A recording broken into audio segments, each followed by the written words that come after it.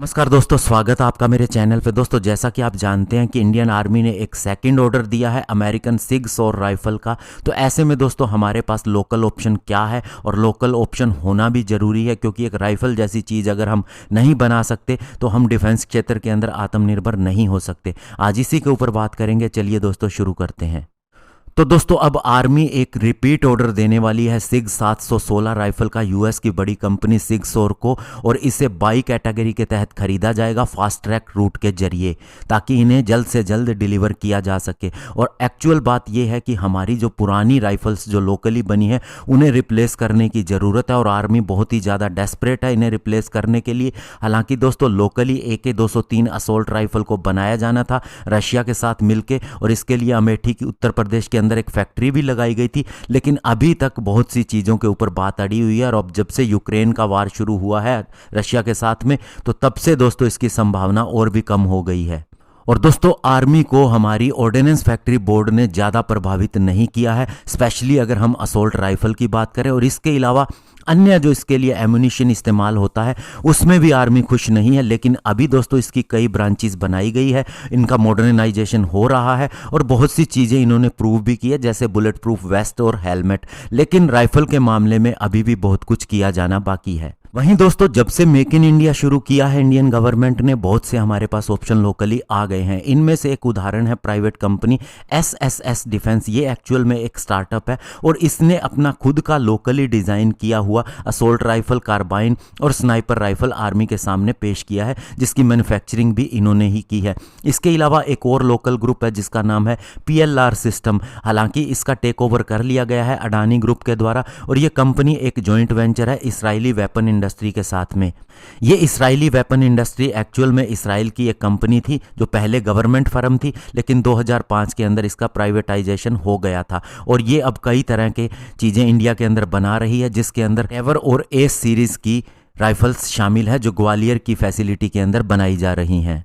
और इसके अलावा दोस्तों कल्याणी ग्रुप भी अब इसी क्षेत्र के अंदर अपना काम करने जा रहा है। स्पेशली वह बुल्गारिया के आर्सेनल JSCO के साथ में जॉइंट वेंचर करके इंडिया के अंदर एक फर्म बनाने जा रहा है। इसके अलावा एक अस्तर डिफेंस है जो कर्नाटका के अंदर बेस्ड है। ये भी दोस्तों स्मॉल आर्म्स प्रोडक्ट ला रही है, जिसके अंदर इंडिजिनस पिस्टल जिसका नाम अटल है शामिल है। लेकिन दोस्तों ये कंपनीज आगे क्यों नहीं बढ़ रही, इसके लिए क्या किया जाना चाहिए? तो सबसे पहले इन्हें गवर्नमेंट की सपोर्ट मिलनी चाहिए, और साथ ही आर्मी को भी इन्हें सपोर्ट करना होगा, इन्हें ऑर्डर देना होगा। और अगर इनके प्रोडक्ट बेहतर नहीं है तो उनके अंदर कमियां दूर करके उन्हें और ज़्यादा बेहतर बनाया जा सकता है। क्योंकि ये इन्वेस्टमेंट करने के बाद जब अपना प्रोडक्ट लेकर आ रही हैं और उसके बाद अगर इन्हें ऑर्डर नहीं मिलता तो इनकी इन्वेस्टमेंट भी वेस्ट है, और साथ ही इन्हें आगे बढ़ावा भी नहीं मिलेगा। और दोस्तों बहुत से प्रोसीजर के अंदर भी बदलाव करने की ज़रूरत है। जैसे आपको बता दें कि PLR सिस्टम बहुत से इसराइली वेपन इंडिया के अंदर बना रहा है, लेकिन दोस्तों अगर इन्हें ऑर्डर दिया जाता है तो कंपनी का नाम चेंज हो जाता है,